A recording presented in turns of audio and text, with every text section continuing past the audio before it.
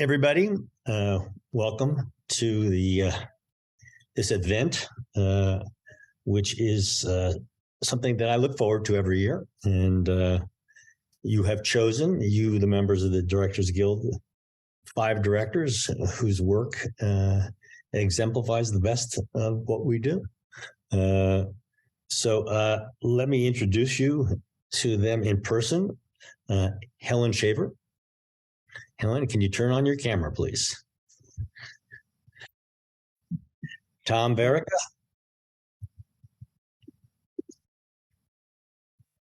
Hello, John. Hey, Tom. Helen directed Station 11. I neglected to mention that, and her episode's called Who's There? Tom directed something very similar, Inventing Anna. No, quite different. Okay. Deborah Chow, who directed Obi-Wan Kenobi. Hi. Hi, Deborah. Welcome here. And Jeremy Podeswa, who also directed Station 11, The Unbroken Circle. Welcome, Jeremy. Thank you. And last but not least, Eric Appel, who directed The Weird Al Yankovic Story. Hello. Welcome. So I'm going to start with asking the same question to all of you, just to get a sense of orientation. And please forgive me for being a bit of a wonky film nerd, since I love film and I love the work that we all do. So some of the questions may get a little technical, but you definitely can answer them. So first, I'd like to know, let me start with Helen. How did you come to Station 11? Well, Jeremy actually was already there as one of the executive producers, and he'd been there since the beginning. And Station 11 started before the pandemic. Hero shot 1 and 3 before the pandemic. The pandemic happened, everything shut down, and they decided to move it to Toronto. So almost a year had gone by, and I was doing a master class that Jeremy was moderating, and afterwards, he talked to me about this piece that he was doing, and I expressed interest. He said he thought I might like it, and then I met Patrick. I saw material. I saw Heroes. I saw a cut of Heroes episode 1, I think, and then I met Patrick on Zoom, which was the beginning of my Zoom experiences, and Patrick and I connected really profoundly, as I had connected with the material, because it's sort of completely up my alley in terms of the naturalism, but within telling a story that is so profound about that hello and goodbyes are in the same moment. Birth and death are in the same moment. This is a world I kind of live in, and so that's how I came to be. And it started out, So we decided that I would come and do 3 of the episodes, and off I went to Toronto a few months later, and we began. Okay. And I will come back with many more questions. Jeremy. Yes. Executive producer / director of 3 episodes as well, I believe. Yes, in fact. Sorry. Yeah. I'm just going to say, how'd you get involved with the material?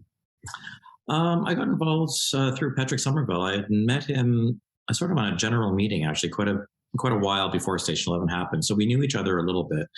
And then when it came time to do this show, I think it just kind of came out of the blue, really, this phone call about the show. And I had read the novel and absolutely loved it. The book is by Emily St. John Mandel. It was a gorgeous novel. And I was immediately interested. Hiro Murai was already involved in the project. And they wanted to bring me in as an EP to kind of work on the whole show, but really kind of work in tandem with Hiro, because Hiro started the show, as Helen said, doing 1 and 3, and then had to go off and the plan was always that he was going to go off and do Atlanta. And there were still 8 more episodes to do after that. And they also involved different time periods post-pandemic and other time periods after the episodes that Hiro directed, which were contemporary. And so it was sort of an equal kind of world building exercise for the show.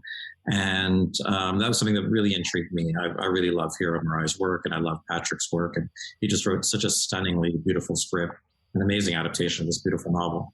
And there really wasn't a question from my point of view. Like as soon as he asked me, I was very excited about doing it. Everything about it felt great, aesthetically, just from a conceptual point of view.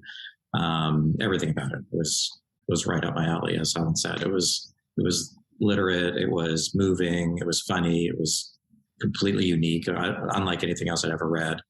And it was beautiful. So that's how I got involved. As a footnote, Hiro was on this same interview last year for the first time. Had a minor effect or two, such as a plane going past the window of a high-rise. And I, by the way, I did read the book. It was quite very, very impressive. Thank you.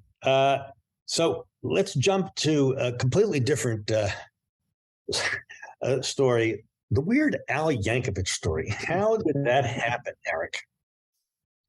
So it originally started as a fake movie trailer that I made for Funny or Die when I worked there back in 2010, I think.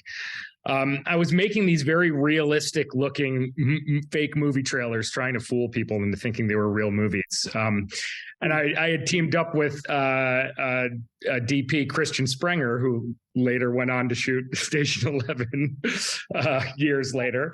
And I had this idea to do a trailer for a biopic about someone who is still alive and just fabricate every detail, because all of these biopics play really fast and loose with the facts. And I thought it would be really fun and meta to make it a trailer for a fake Weird Al Yankovic biopic and just completely make up the story. He has such a, his life is, there's really no controversy in his life. He doesn't say curse words in his music even. So I was like, we'll make this fake trailer and give him this torrid love affair with Madonna and have him become an alcoholic and all that. And so we shot this trailer back then. I collaborated with Weird Al on it. I had a mutual friend in Patton Oswalt who I reached out to and said, I'd never met Al before. I kind of just wanted to get his blessing before I made this trailer because it felt like an idea maybe he would have wanted to do himself. And Patton emailed him, and I think like within 10 minutes wrote me back, and he's like, Weird Al wants your phone number. and that evening I was like getting coffee with Weird Al Yankovic, who I was a huge fan of growing up. And, batting ideas around for this fake trailer. So we ended up making it with Aaron Paul as Weird Al and Olivia Wilde as Madonna and Gary Cole and Mary Steenburgen played his parents in it. And it came out. It did pretty well online. And then Weird Al was like showing it during his concerts for the next 10 years. During every year when he'd go on tour during a costume change, this trailer would play and people would come up to him after shows. How can I see this movie? Is it real? Or please make this movie real. And then randomly one day in 2019, one morning I woke up to an email from Al that was like, I think it's time. Do you want to write this movie together and turn it into a real thing? Wow. It's quite a movie. And again, I was saying this before we started, it's odd doing limited series movies and episodes, because if I had my druthers, they would each be separate categories, shoot me. I just think it's hard to compare them. Speaking of comparing them, Deborah, Obi-Wan Kenobi, a minor piece from a minor author named George. And only 6 episodes long, and that was quite a piece. So how did that come to you? For me, I'd been working on The Mandalorian. And so I think it was a few months after Mando had wrapped production that the original director, because it had been a project that had been in development for quite a number of years, he unfortunately had to step away, but it was good fortune for me. So I went in to meet on it and then started working on it. So it was fairly straightforward, honestly. Straightforward. And how many days of shooting? How many years? Was I on that? It was 3 years. The whole project was 3 years for me. Days of shooting, God, I mean, 110 plus. Okay. Yeah. Excellent. Thank you. Yeah, it was not insignificant. Yeah. All right, Tom. Speaking of inventing Anna. Yes, I got a call from Shonda Rhimes. She had just obtained the rights to this article in New York Magazine that was written by Jessica Pressler. There was quite a bidding war for this material about this fake German heiress, and events were. There was a lot of mystery behind who she was, where she came from, and of course how everyone got caught up in this whirlwind of this world she created. So Shonda was really excited about exploring this, and it was still very kind of open as to what the angle was, and the jumping in point was through this reporter, because there's a lot of facts that were kind of being disputed. But she was kind of fearless in jumping in and exploring this, and bringing a lot of the real life characters who were involved in this and hearing their stories, and slowly it started to it evolved into what was the story. And then Julia Garner coming on board was pretty early on, and that was enough for me. I've been working with Shonda for many years over a couple of different series, and this one I thought was just very different. Certainly, as part of her deal with Netflix, it opened up some bolder storytelling, which she was really interested in doing, something and getting away from the network model. And this certainly was a great entry point. So I was happy to take that journey. So let me go to round 2 of questions. Thank you. What's it about? Give me what is it about? What are the themes that you're exploring? That's you, Tom. Oh, that's me. It's like a wheel. We go back around. I thought we'd reverse it. Well, I think it's at what cost does one seek to either gain fortune or fame?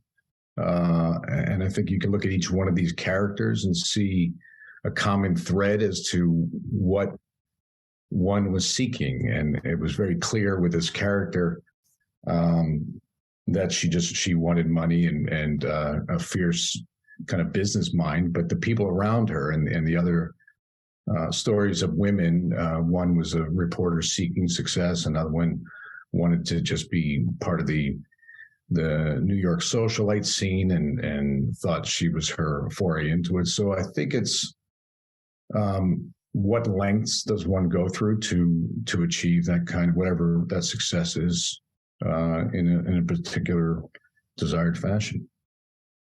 Thank you. I mean, part of this is we'll go to the directing part of it in the next round of questions, but I think it's critical. What is it? So what are your choices based on that? Deborah? Obi-Wan Kenobi. Yeah, I won't try to sum up the entire saga that quickly, but I think in the biggest part for us, we were really trying to do a show that was about him, and so much of what we were grappling with was coming out of the prequels. So I think in large part it was a story that was really about trauma, and it was about guilt and dealing with the past, and trying to work through those issues. And I think the biggest thing for us was Order 66 happening at the end of Revenge of the Sith. And that had such a humongous impact on almost every one of our characters on both a galactic and sort of a personal level. And so we were kind of dealing with what happens when you have something like Anakin becoming Darth Vader and how that affected him. And that's all kind of going through the lens of Obi-Wan and him working through those issues. Good. Thank you. All right, Eric. Yeah, it's interesting. Our movie, it started as this fake kind of comedy sketch, trailer parody, and expanding it into a full feature.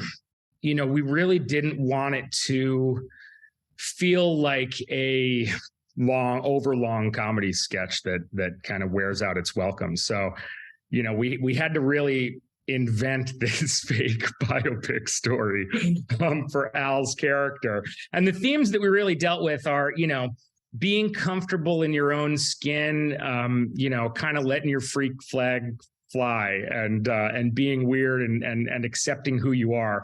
This Al's character in the movie, in reality, he had very loving parents who encouraged him to play the accordion.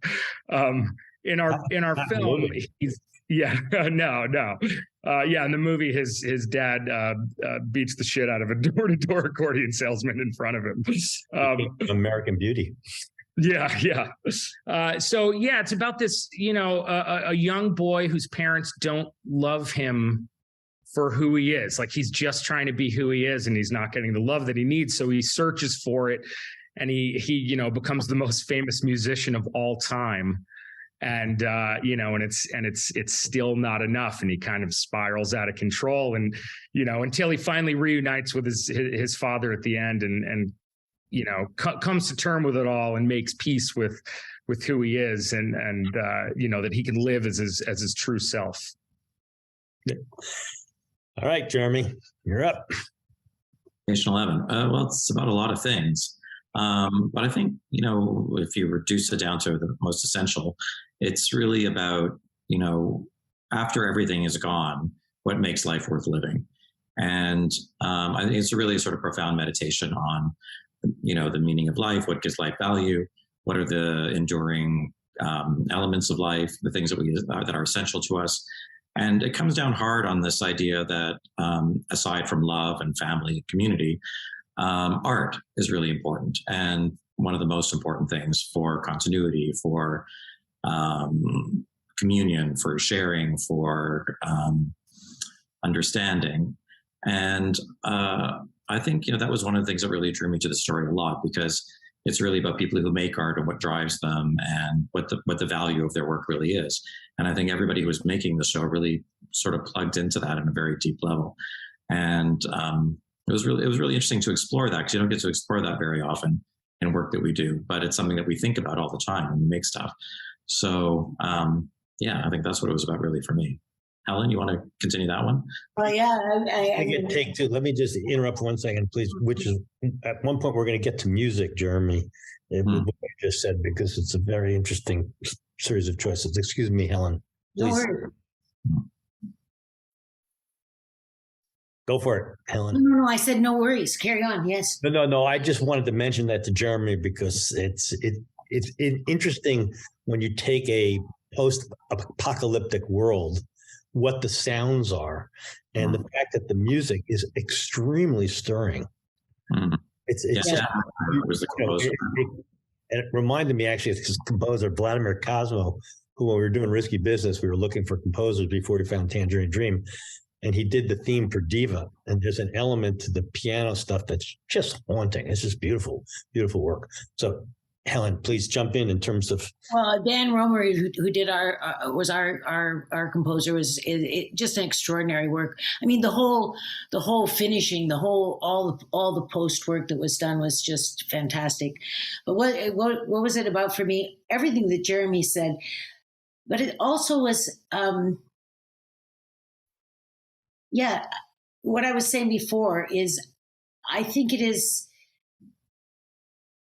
In life, when you come to understand that the beginning and the end are the same moment, right? That there is no separation between that, really. That which brings us all back to everything is now, which is what our work does. Like, it is all, which is where creativity lies, when we are actually present to each other. And so in this world, when everything is stripped away and being present to each other, we are not just surviving, we are making something together. And one of the things I love, and I've loved for 50 years since I first walked on a set, was that this is a place where we make something together. And I think it's so extraordinary in this world that we get to do that, not make war, not just two people making a baby, but this incredible group of people that all come and put their concentration on the same thing. And this was such a microcosm of that. And the other thing for me, which didn't come to me until, well, actually, it was just before I shot that scene. Did Helen freeze? We're hanging on an edge. We're waiting. Because the book is around the whole 10 hours. The whole piece is around Station 11, which is this Bible that that this girl has, and that how when we are a child, that we survive everything, we go through everything because there is a part of us that can somehow imagine, not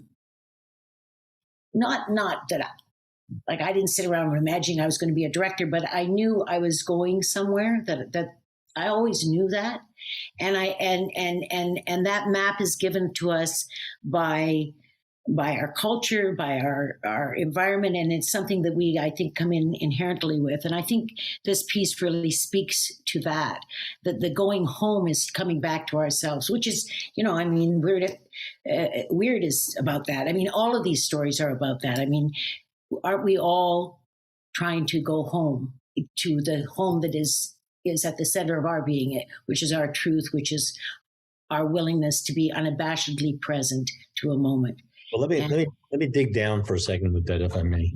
So the opening image that you shot is a very symmetrical, beautiful frame. If my memory is certainly correct. And the sun was starting to set or something like that, and then you pulled back from it. Where did that come from? That came from my imagination with Ruth and our incredible production designer. I wanted to make a moment where we, looking at the back of this woman and seeing the ruin, the broken ruin that makes actually a rib, like a rib cage, with her at the center of it, the heart. And then when we look back, we are looking at something that looks like, to me, Station 11. Not the film, but the possibility that we are now in Station 11, that the airport is Station 11, that this is where all the characters must come to find each other. It's interesting because when you talk about what it's about, you and Jeremy are working on the same project. I'm always curious how the stylistic choices express that, and whether it's conscious or whether it's not. What your process is to find that. I mean, I understand exactly what you said. It all makes sense. Well, like for me, the whole process, like for me. I have a really hard time when I've read a piece and somebody wants me to tell them how I think I will shoot it. Like, I've just read the thing, right? And I've certainly been caught up enough in it, and I've had images, and it's like a dream one has, and one sees what one sees. But the whole process of prep and then shooting and all the discoveries one makes on the day, to me, it's like being a sponge and letting it come in. You make choices, you ask questions, and that starts to divine things. But then, like in those moments just before you sit up and have your cup of coffee in the morning, oftentimes for me, literal images will come to me, which used to happen to me when I was acting, and certainly happened to me as a director.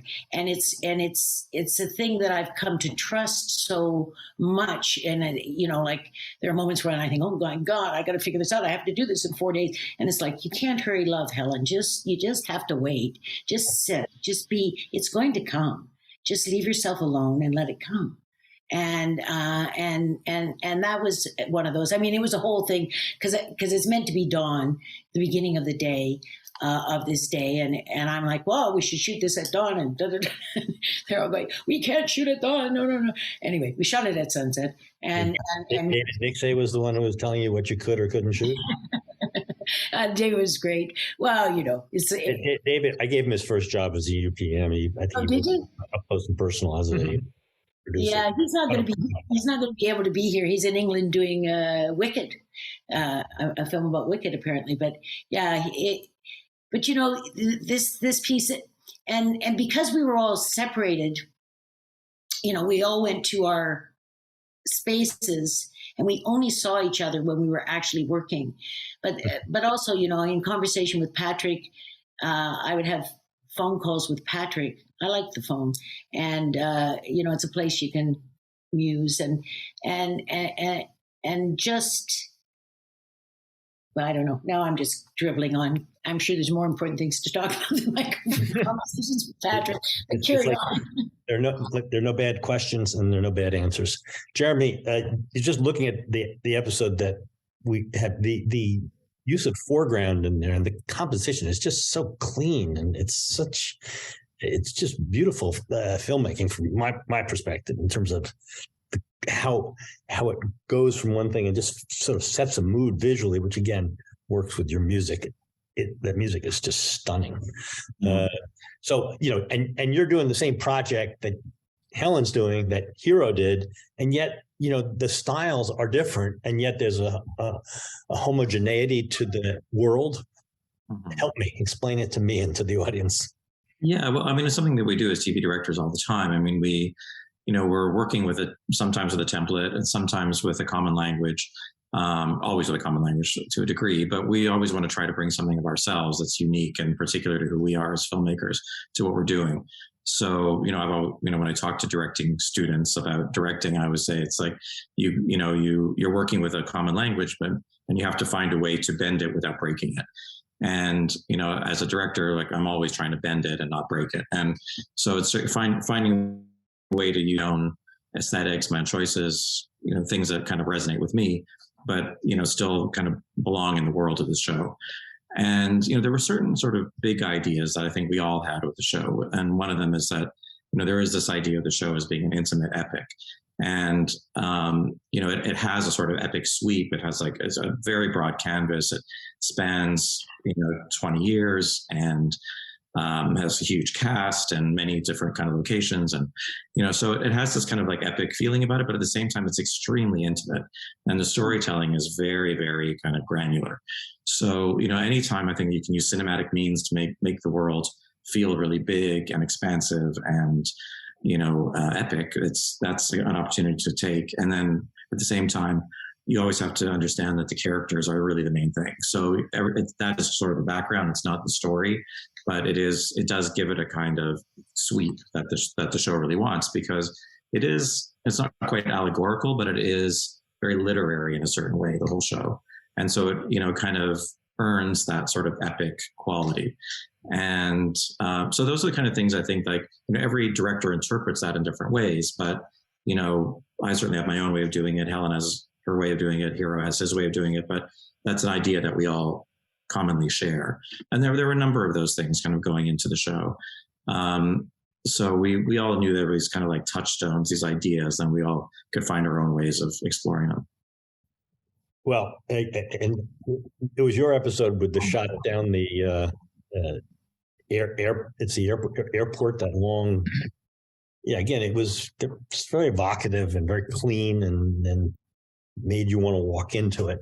And it almost felt like you knew what the music was when you're shooting it, because it worked so well with the music, which may or may not have been the case. But not always. I mean, sometimes yes, like sometimes things with the traveling symphony, we knew kind of what we're dealing with, but generally no. But I think, as we were shooting, there were little like snippets of things that were coming from Dan, the composer, and we sort of, I definitely got the tone quite early on of what we were doing. And I knew the importance the music was going to play in this whole thing. And there was I think there is a little bit of a musicality in the writing and in the way we were shooting it. Like there's a lot of montages. There's a lot of moving between time. The music is going to be very important and kind of bridging all those things. So, yeah, I mean, it's just, I did think very musically about the show. Well, speaking of music, that's a great segue to Eric. So, style. Yeah, we we wanted this to feel like a like an awards movie. That's why it's so bizarre actually getting nominated for awards. It's a satirical awards movie. But yeah, we wanted it to feel unexpected, I think. Walking into a Weird Al Yankovic biopic, I think a lot of people were expecting to see Airplane or The Naked Gun or something that's a little more like a Weird Al music video. What we were really trying to do was make it feel to tell a real story. You know, we didn't want it to feel like a parody, more like just a satirical biopic, or really just a fictional biopic. And you know, we used you know, a big emotional sweeping score, and you know, our jokes, we never wanted to undercut the emotional beats. You know, there's a lot of jokes that actually they made it. We shot them, but I took them out during the editing process just because, you know, that's really where this thing came together and kind of became something a little more unexpected and different. It surprised me to a certain extent. Like some of these moments really worked, and that was the real experiment with this thing. I'm like, are people going to actually feel something for this character? We have, you know, Daniel Radcliffe, who looks nothing like Weird Al Yankovic in real life, and he's you know, facing off against Pablo Escobar, and we have Madonna as this really arch villain. But there's this moment in the movie where they, you know, they have their breakup scene after Pablo Escobar is killed, and it's such a big, ridiculous thing, and our actors are playing it so real and grounded. That it shocked me just sitting there watching it back. Like I'm feeling something right now for this character. And you know, that's part of why I chose the clip that I chose to show that, you know, the I Love Rocky Road performance.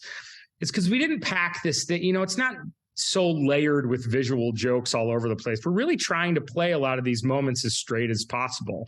I mean, this is the scene. Cutting to Patton Oswalt, who always works whenever you cut, right? Yeah, the fail-safe Patton Oswalt shot. But you know, like it's a scene you've seen in so many biopics. You know, the musicians playing in front of an audience for the first time. They hate his guts.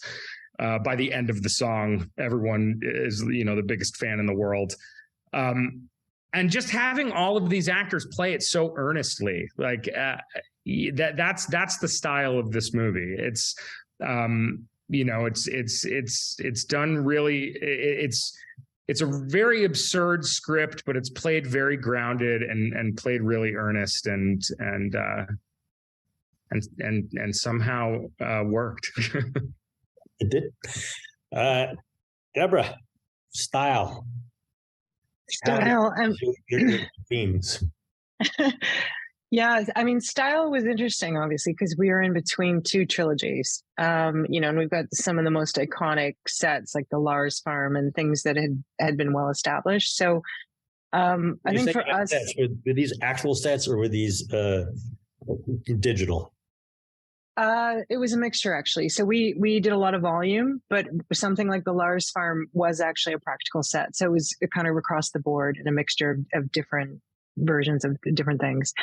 But I think, you know, for pretty much for every department, you know, from music to costume design to everything, it was the same thing where we wanted to respect and obviously fit within that canon, and not all of a sudden, if you were going to watch all 9 movies, you know, watch Obi-Wan and in between, the prequels and the originals, that it wouldn't feel jarring, like you've been kicked out of the universe or feel too hyper modern or something. So we were trying to keep the continuity of the saga within, you know, what's been done before and respect that, but at the same time have the show have its own sort of individuality and have its own voice, and also make it feel a little more emotional and personal, because it's one of the, you know, one of the benefits I think that the limited series gave us is that, you know, we were able to take a character out of a big franchise and kind of really try to get into the character. Like, we don't have to blow up a Death Star in it.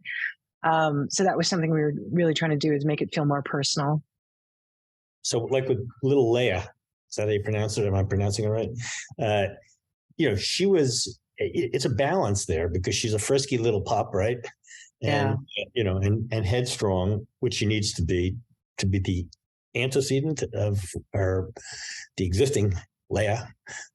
Not bad. But there's a balance there, isn't it? Because at some point, you know, were you concerned about how far you could go, where it becomes unbelievable or annoying? And, annoying kids are annoying at times. How did you balance that? That was foremost, honestly, for us. I think we saw every single kid, across the world between the ages of 8 and 12, trying to cast not only like a young Princess Leia, but also a young Carrie Fisher. Not one of the most iconic women and one of the most iconic female characters ever. You're trying to get this in a kid. It is no small task to find that. So it affected in twofold, where we really saw it in the writing, where it would get to like, oh, we're going too precocious here. She's getting too bratty, because there's such a tendency to want to kind of write her sort of smart alecky and witty.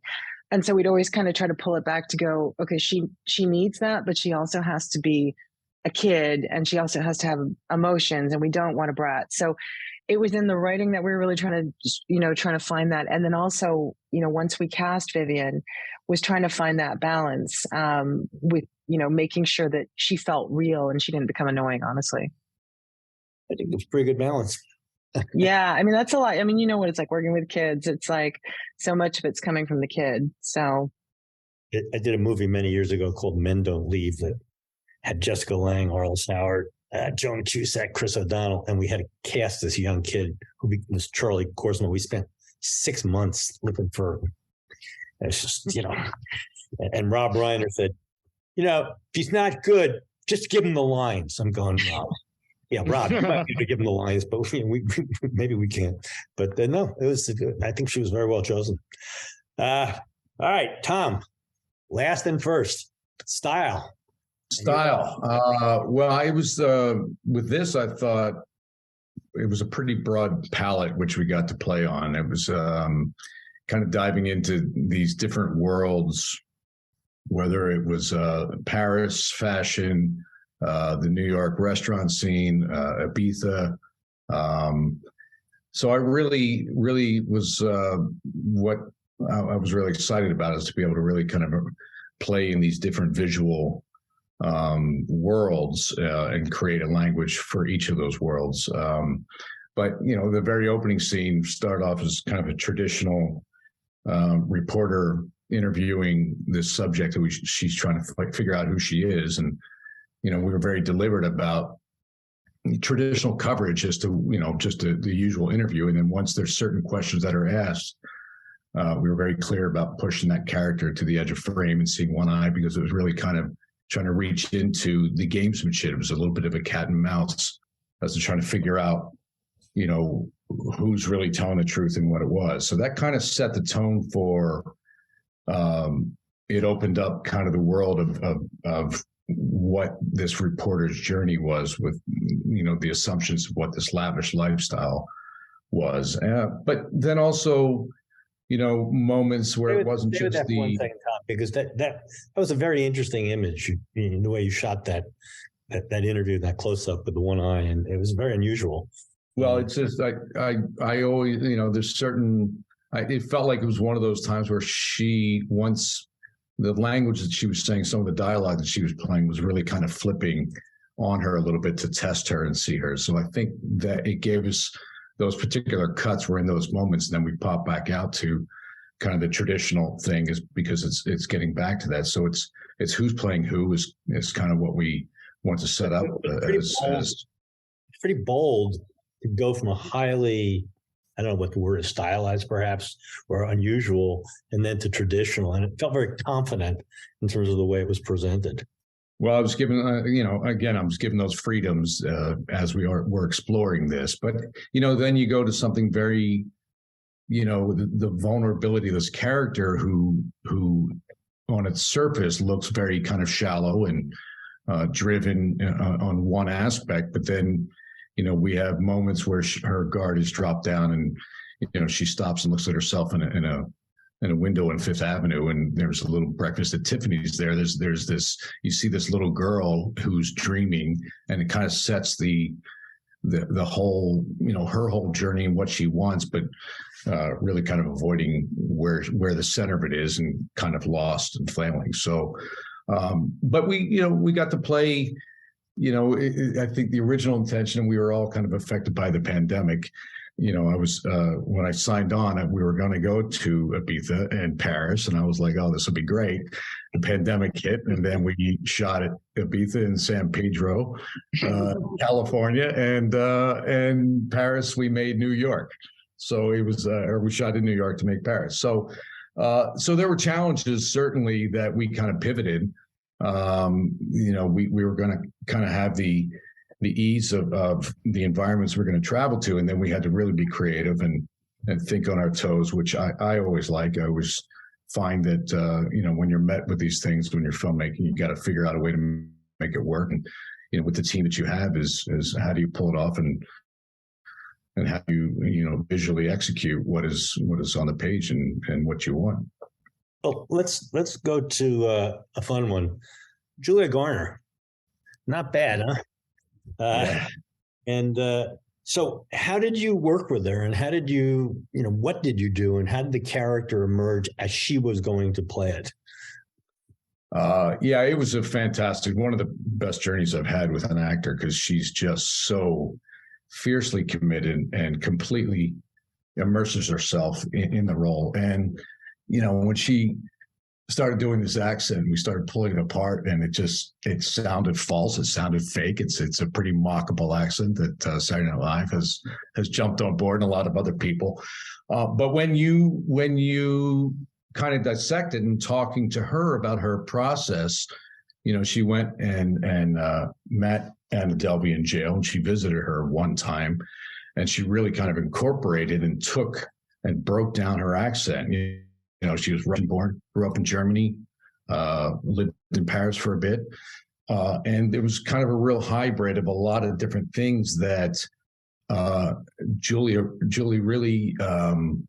really was adamant about perfecting that accent, and broken down not only the phrasing, but the tonation. And so she really she's really committed to doing that. And in the process, as we discover, she was always willing to play.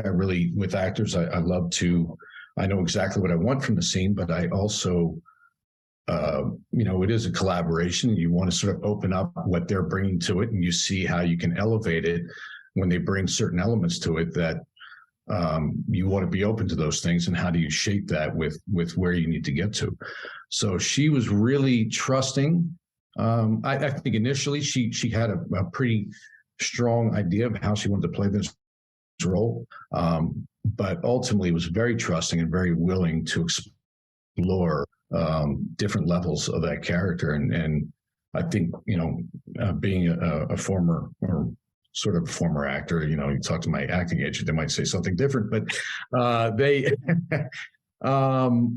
think, I immediately kind of had, she was familiar with some of the stuff I had done. So there was an immediate openness to that as being an actor, director, which really kind of gave us a good launching point. It's interesting because, it's tough when you do accents, and, someone as high profile and as well respected as her, got a lot of flack for that. But yeah. I always think, what's the alternative? Well, and that's just it. I mean, you got to commit, and she is one who commits. She commits fully. There's no clear kind of half in, because there are people who will just say, you know what, just have, pick one sort of slight affect. But she kind of, she didn't hold back. She went in with it, and we were all kind of in the editing room when we first had it. It was like, how is this going to land? And is this going to really kind of turn people off? And, once you kind of get past it, and again, with the caliber of actor she is, you go for the journey. And then, if anybody were to sort of investigate, the real Anna Delvey, she's pretty damn good. She's on point. I always refer to it as a very similar world. There is no if it's something so well known, it's more of a problem. I did want to cast an actress because of her voice. I loved her accent, and she wanted to someone to work with on her voice. And I said to them, if you screw up this brilliant actress's voice, I will kill you. Please let her. You want to embrace that. Yes. Deborah, You work with a guy who's not bad. Ewan, I know him. He's pretty good. I did, yeah. I mean, I was honestly, the cast on this was pretty amazing. And, George had the foresight to cast like Joel Edgerton as Uncle Owen, and, Liam Neeson we're bringing back, and then, bringing back Hayden. So, I was incredibly fortunate. But I mean, Ewan, honestly, he was also part of, he's a producer on the show, and he was part of the development. He was there all the way with me. And he was remarkable, like, honestly, like the best number one I've ever worked with. So gracious, so professional. And then for me, it's like with him, he's such an anchor to the whole show, because there's so much humanity coming off and so much emotion. Like, he can do things with his eyes that are just, so I'm just so grateful to have gotten to work with him. Honestly, he was fantastic. Well, like on that big emotional scene near the end, what did you say, if anything, to him? That one was something, that actually, shooting that was, because it literally is the heart of the series. That's what the whole series is about, is that scene. And there was a lot coming into that, of trying to get there. And also these actors, this isn't a normal situation, because they're bringing in their own history. Like they made these movies like 17 years ago or 20 years ago, and they had a relationship back then, and then they lived with these characters in the public eye of being that character. So there's so much more coming into that. And then Hayden and Ewan, they have their own relationship. So for that particular one, a lot of that for me was just giving them the space to sort of see what they needed. And I think, making sure, they have very different speeds, Hayden and Ewan, the way they work. And so there's a different process that kind of had to go on with the two of them. And so it's just trying to find the way to have that work for both of them. But in that instance, all you're really trying to do is not screw it up and stay out of their way. There's many other instances when you have to get in there, but on that one, you could feel it. It was one of those days you have on shooting where you can just feel it. And the whole, like we came out, and we were shooting now in the volume, and we came out and we found that the crew, like literally all the office staff had come down. Everybody was sitting on blankets like they were at an outdoor concert, and you could hear a pin drop, and like everybody was just there for that scene. So it's there. It's surprisingly powerful, given it's a genre and a very, very familiar one. Well done. All right. Guess where we are now? Right in the middle. Well, again, it's such a tonal balance. I really understand what you're talking about when you talk about, cutting jokes out, because there was a movie I did where it had a number of funny things in there, but it was just so clear. Don't go for the joke. It wasn't so clear. I shot him, but by the time I was editing, it became so clear. Let me make sure everybody's clear that I was not clairvoyant on that one. So, working with, Daniel, in that character, finding that, because I found it quite a clever tonal balance, Thank you. And a very tricky one a priori to try and figure out. Yeah. Daniel was on board with this right from the beginning. He attached to this project about a year and a half before it got made. So, we had a lot of conversations. He learned to play the accordion. I mean, he learned to fake play the accordion well enough that we could show him, show his fingers at certain points. But this tone, he was just very trusting and, really on board with this tone, and his character gets to play such a wide range of emotions. Like you said, he's so innocent, when you first meet him. And then, he becomes ultra famous and just gets to play really cocky and insane. And then, he turns on everyone, and he gets to play, this reckless alcoholic, and then an action hero after that. And then, back to when he became an alcoholic, it was sad. When he was alienating his bandmates, it was actually very sad. Yeah, and that's one of the things that I was saying. That's what was so surprising. We wrote it in the script, and you hope that it's going to go a certain way, and then you have Daniel Radcliffe in front of you just committing 110% to this character, and he has real tears in his eyes during this fake scene that we wrote about Weird Al fighting with his band. And it was just so compelling and amazing. And yeah, the entire cast, I mean, we're just so on board with this tone. Sometimes people that came from a comedy background, it sometimes takes a little bit longer to you're so used to doing improv and then it's just like, trust our script, play these, play this dialogue and these moments, very, very earnestly and play the truth of all these scenes. As absurd as the script gets, play it real. And Dan, he was a little nervous. Well, we all were going. We shot this whole thing in 18 days, which was which was insane. Hope I don't have to do anything else in 18 days ever again. But he's the reason we were able to make those 18 days work, and his commitment to the character and his trust and his willingness to go there. It was oftentimes we didn't have time to get more than 2 takes, and he brought it in one, so it was really, it was a really incredible experience. Did you struggle with anything in particular, any particular scene? No, he didn't struggle with anything. We had a little bit of time to rehearse. We rehearsed some of the musical numbers. The fight scene, we got him a few days of fight choreography and but yeah, he didn't really struggle with anything. He was very like the accordion. I think that was maybe the biggest struggle. He has to play Beat on the Brat, is the first song when you first see him playing. And right before we started shooting, he was like, I could play the da-da-da-da-da-da at the beginning, and then it falls apart. So on the fly, I'm like, okay, so how do I open? I guess we start on the accordion. We'll boom up to we'll go past your fingers playing those first notes, land on your face, and then I'll just try to hide the rest of this accordion playing,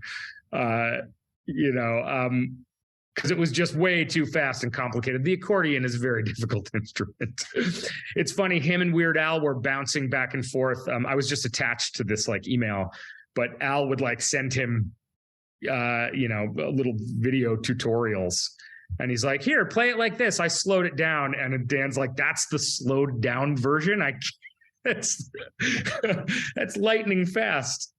But yeah, I'd say that was probably the most difficult part. Yeah, the accordion playing. Jeremy, Mackenzie Davis. Amazing. She was involved very early on the show, and she was very involved with Patrick Somerville on the script. Many, many conversations with all of us really on her role. Many thoughts about the character. I mean, I think, she's playing this post-apocalyptic character who's very physical, but also, other things going on with her as well. I think she was very concerned not to play it too much like an action hero. That was a big thing for her. And I mean, it's hard to even think of Station 11 as having an action hero at this point, but there was in an early stage of talking about the script, because it is a post-apocalyptic world, and a lot of these kind of things come up. And, it was clear that she didn't want to play that kind of role, but that wasn't really what Patrick was writing anyway. But, she had to be good with knives, and she trained with all that stuff. And, she had some other skills too. She had to do Shakespeare. She had quite a bit of stuff to kind of tackle, but she's a really fiercely intelligent actor, very, very thoughtful, brought a huge amount to the role, a lot of thinking about it ahead of time, many, many discussions, as I said. So many thoughts about everything from wardrobe to props to, everything's created for the show because it's all a world building thing. And, what do people wear 20 years post pandemic when everything is gone? And how do people express themselves through their clothing and through their hair and through everything? And so, lots of thoughts about everything, and coming to work, very, very interesting interpretations always with the script, and a great collaborator for the other actors, a great collaborator with directors as well. Did she struggle with anything in particular, whether it was during prep or actual shooting?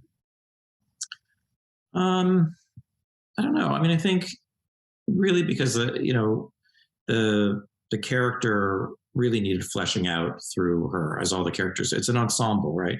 So I think it's not the character journeys are kind of concentrated in a way in this show. And even though she's a huge part of the show, she shares the show with many other characters. So every scene really counts. You're creating an arc through really complicated timeline, and also in one case she's playing a sort of parallel version of herself in a sort of kind of unusual, not quite dreamlike episode, but something like that. So sorry, what was the question? A little lost on the kids. Was there anything that she struggled with? I mean, I was going to be funny and say she was a director, right? At one point, right? Playing a director, yes. Did she struggle with that, or did it come to her naturally? Look what happened to Helen. She was a brilliant career as an actress. And now she's a great career as a director, right? Like an amazing director. No, she thinks like a dramaturge, like a director, so she's very gets really into the script in a really meaningful way. No, she's great. I mean, she likes to have fun too and play and try things. And, she had an amazing cast to bounce off of. And, working with a young actress too in one of the episodes, the younger version of herself, that was really interesting. Maybe that was probably the biggest challenge for her in a way, because her and Matilda had to kind of be the same person. And I think that, they spent a lot of time together and just kind of observing each other and seeing how they move and how they speak and trying to get, that sort of psychic connection. And I think they did that really, really well, actually. Were there any behavioral elements or physical elements that they did to try to show that they were one and the same at a different time? I don't think they wanted to get that specific about those kinds of things. They wouldn't, not into that kind of mimicry, but there were some sort of directorial things I think that Lucy Cherniak did with them in terms of, mirroring actions sometimes and things like that. Yeah. Helen?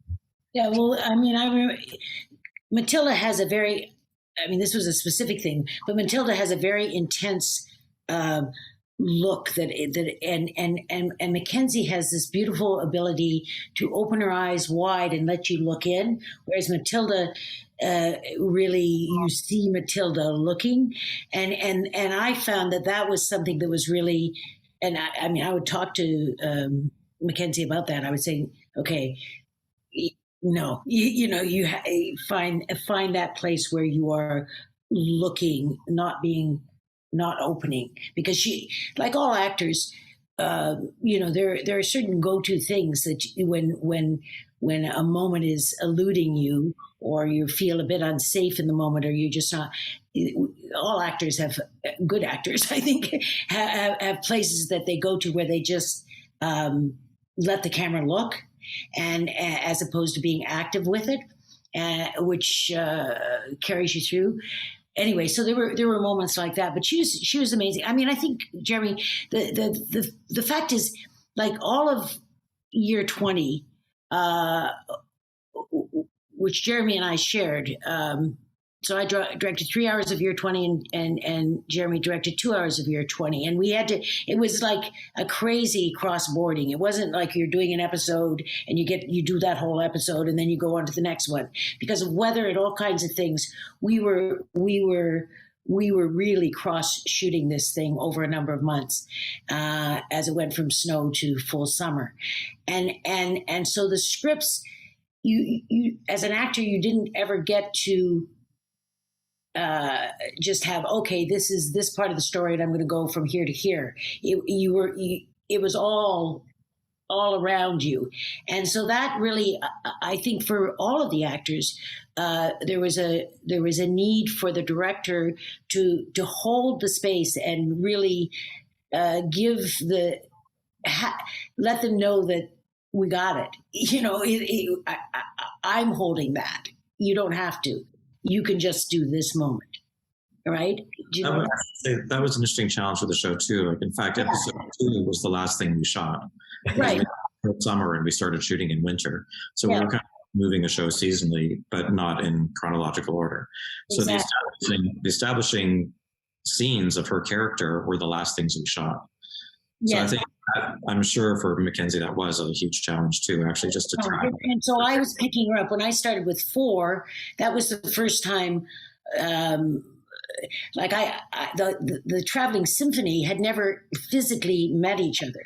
They'd all been in quarantine for 2 weeks, and the first scene that they all did together was it took a day and a half to shoot. 14 main characters around a table in a golf club, in this huge scene, and literally they had not met each other before physically. We'd met once on Zoom and read the script, and so it was to make the space so that it was safe, so that, and it was really the director's job, which it always is, but to make that, hold that space and let them know that they're there, that they have got it. And it was incredible to, and also we were moving in at that point. We were speaking earlier about style, and as we moved into the year 20, which is where I started, the visual language the vocabulary needed to be expanded really from what it had been in, say, 7, which was very static and all these cloistered space, because we were going outside, and now the world, the green, the bigness of the world, and the smallness of these human beings became so important to show. Was it everything? Were you crossboarding all the episodes all the time? No, it was really just Jeremy and I in those 5 hours, all the even numbers, 2, 4, 6. 5 hours? 5 episodes, 2, 4, 6, 8, 10 were all predominantly in year 20. And so this is the first time anything had been done like that in the great outside, other than Jeremy did the very fabulous intimate, was that 9? Yeah, 9, which was all in the snow in the cabin, and Jeevan being hurt and taken away, and so he did an incredible. I love that episode. I thought it was a fantastic episode.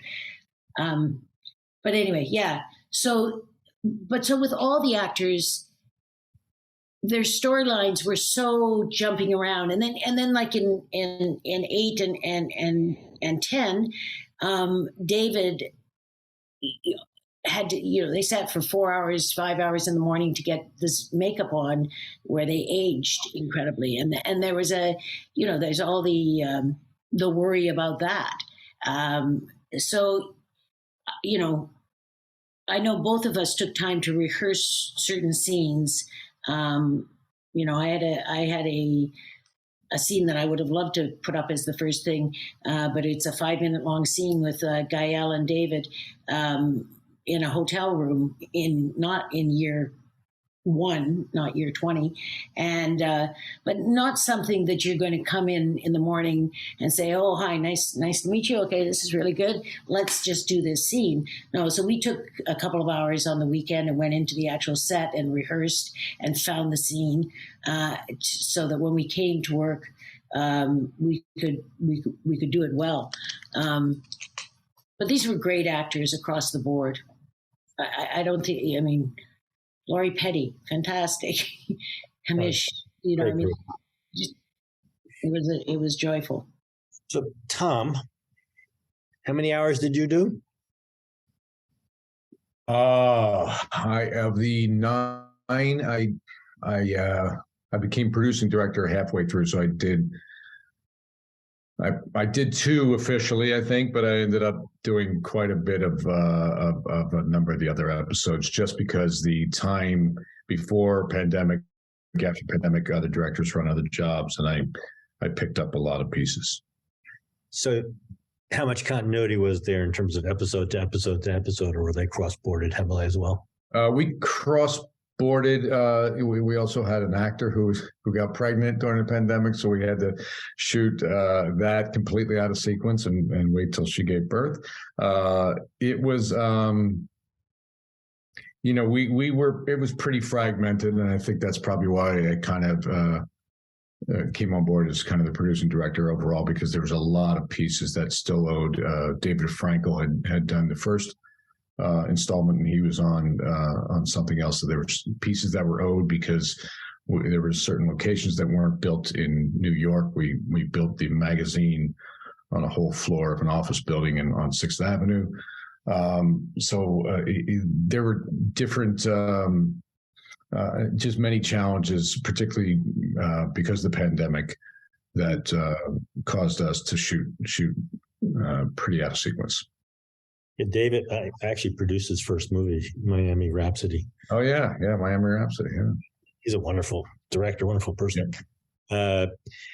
By the way, I did this show, Justified City Primeval in Chicago. I was supposed to direct one episode. I worked for 4 months and shot on 7 episodes. 129 cases of COVID, 8 with the actors. Yeah. Deborah, continuity. How did you deal with it? For the most part, we actually stayed in fairly good order, even though, because I was doing them all. So we did cross-board, particularly for sets. I think the first one and the last one ended up getting the most cross-boarded, but in the big picture, it was more or less in continuity, which was really helpful, especially working with Vivian and then having that relationship develop. So, we're fortunate that we were able to do that. So, you're doing a world that is, I don't know how many thousands of effects you have on that one, but it's quite a few. Let's put it that way. So how much time was spent pre-visualizing stuff, and how did that impact when you're shooting a fight, when you have elements that aren't there? How do you do that? How do you approach that?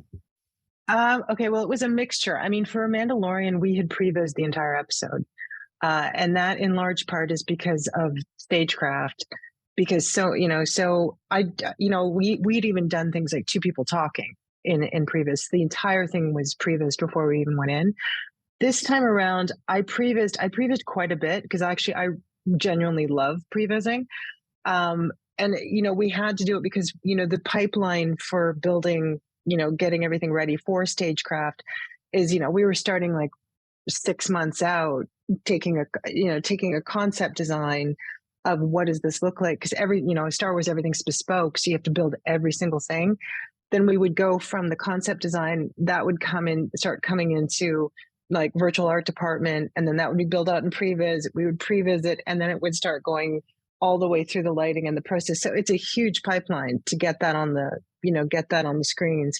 So it's a really different way of working because in large part, and this is one thing I've gotten used to, is you have to block the scene in large part, or I'm blocking the scene even before half the time the script's even finished, and already starting the pipeline to get it on the screen because you're committing. It's what's going to be on that screen on the day. You can't just undo it. So not every set for us was like that, but it's a completely different pipeline than anything I've ever worked on. It just works very differently.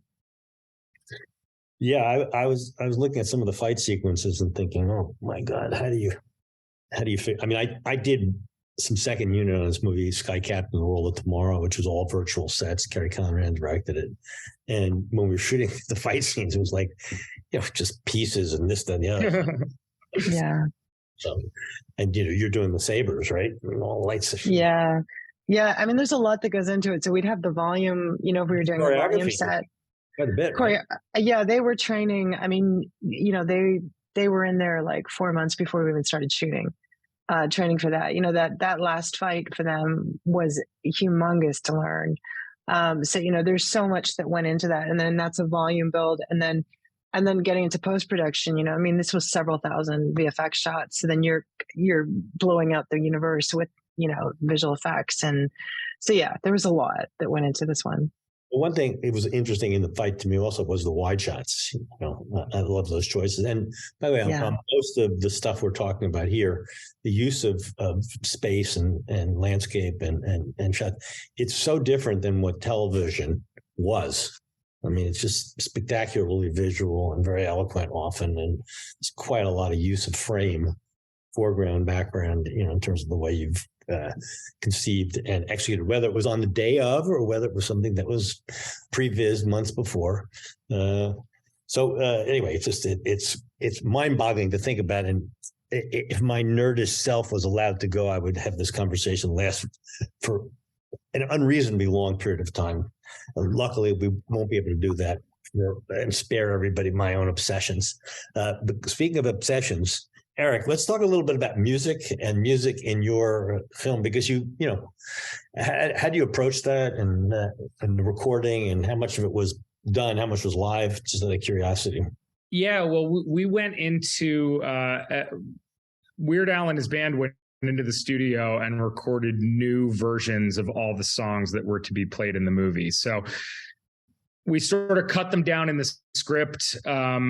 And then there was a new song. There's like a Jim Morrison like meltdown. So we had like a Doors groove. Did you worry about how long they would play and how long you could sustain them? We'd written a bunch of beats into the song, things that happened during the song. So we knew that certain things would sustain.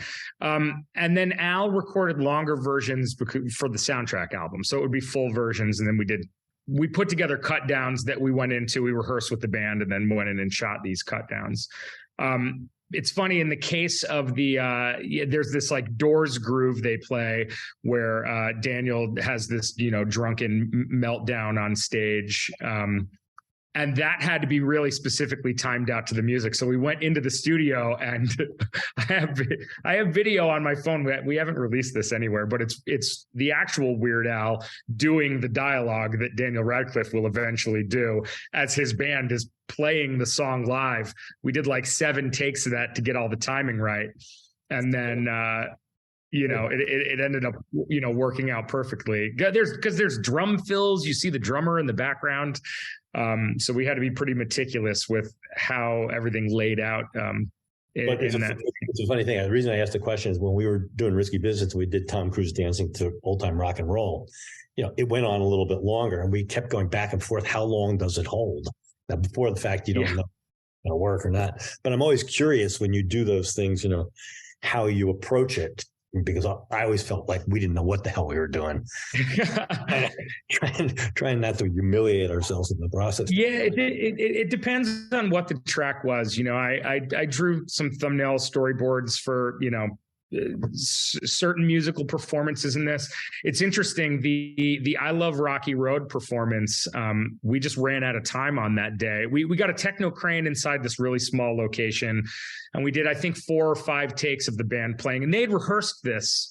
They'd rehearsed this song a bunch of times. So we did like 4 takes of the camera moving all around them, and then our day got cut a little bit early, and we had no close-ups of Dan. So I had the editor, while we were filming the rest of this thing, put that scene together. I'm like, does this work without close-ups? Like, what am I going to do? I watched it. She's like, I think it works. I'm like, this doesn't work.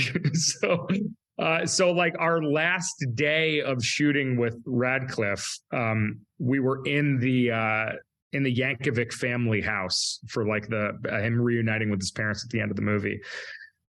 And that's the day that I looked at that scene on my phone, and I huddled everybody up. I'm like, all right, if we get everything done and leave ourselves 30 minutes at the end of the day, can we somehow recreate that stage that's at this club in Hollywood?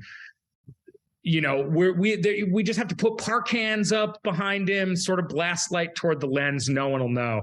And we shot in this tiny little house in Pomona, all the close-ups from that concert scene. And we had to do it that night because the next morning Dan was shaving his mustache. He grew a real mustache.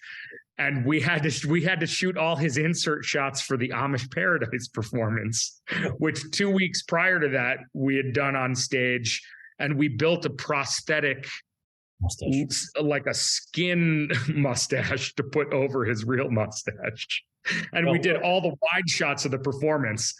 And that gave us a joke too. At the end, when they're walking backstage, he peels off the skin to reveal a mustache underneath, like someone would peel off a mustache to reveal skin.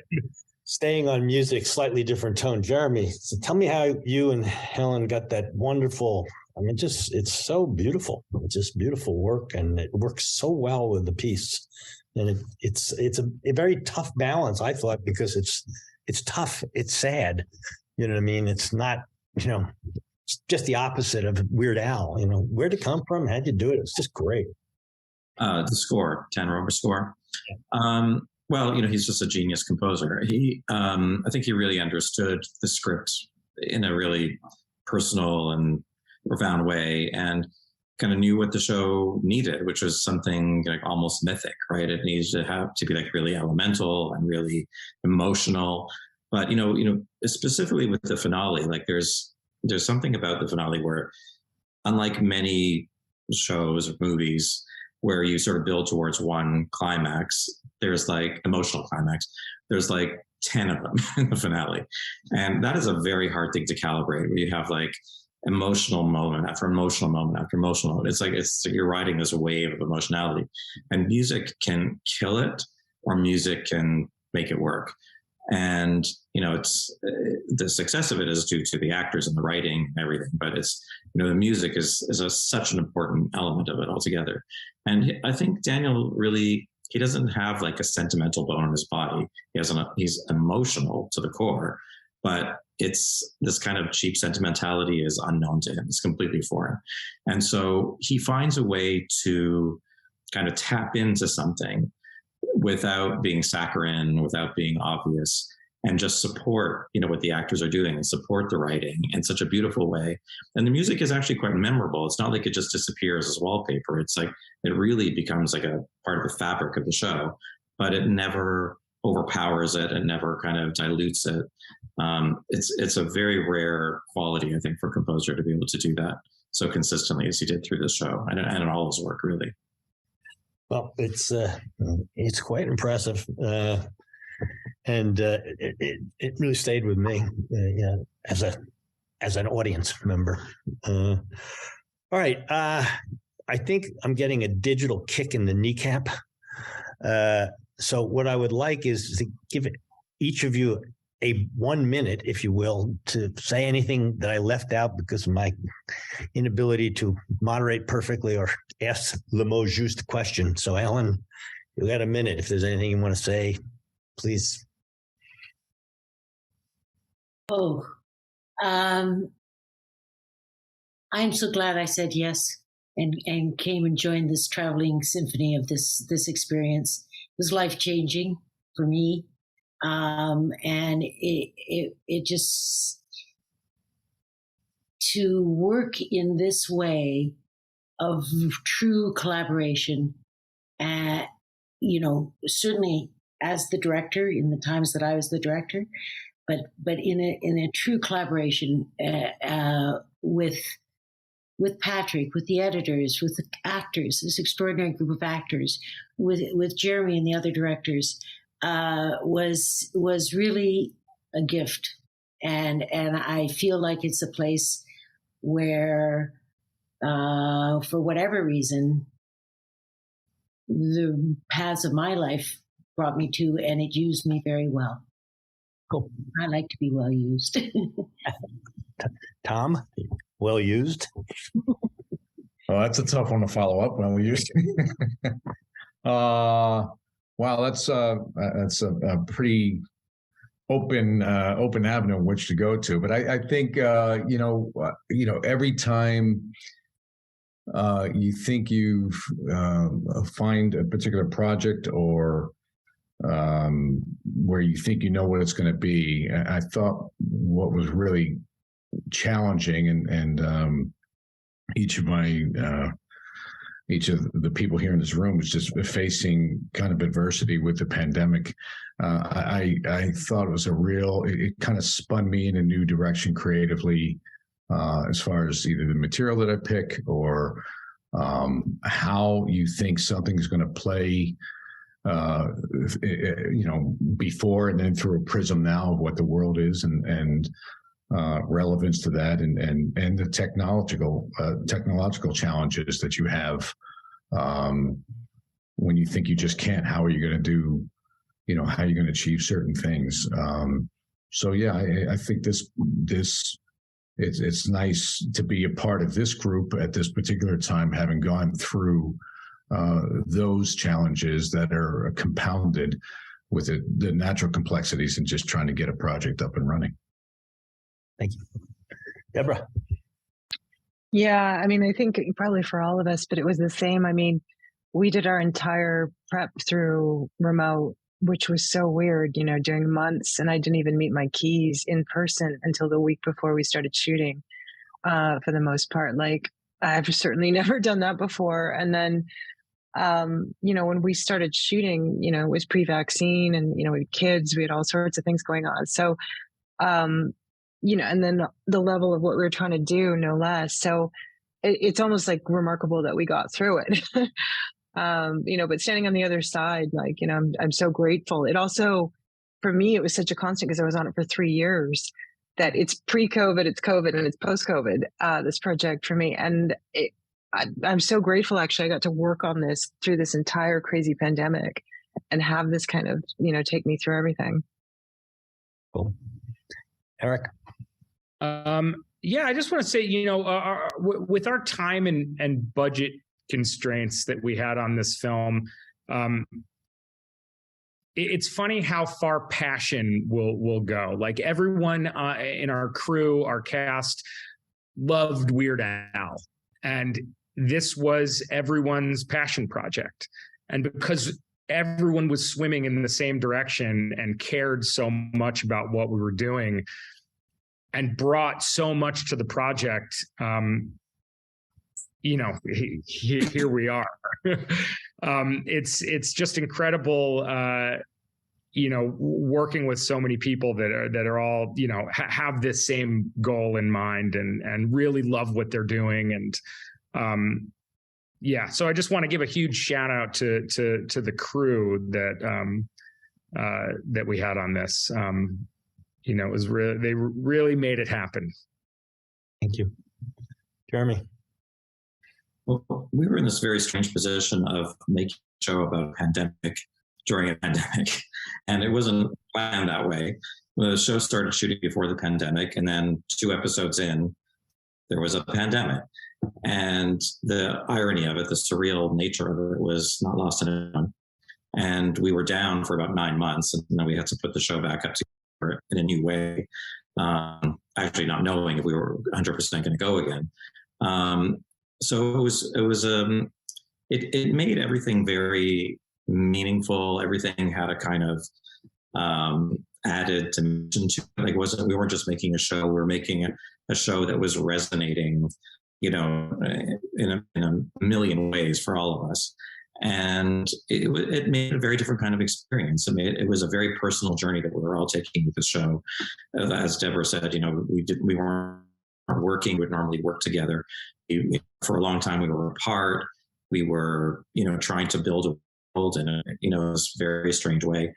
But it created a kind of really deep kind of connection with the people that we were working with. And,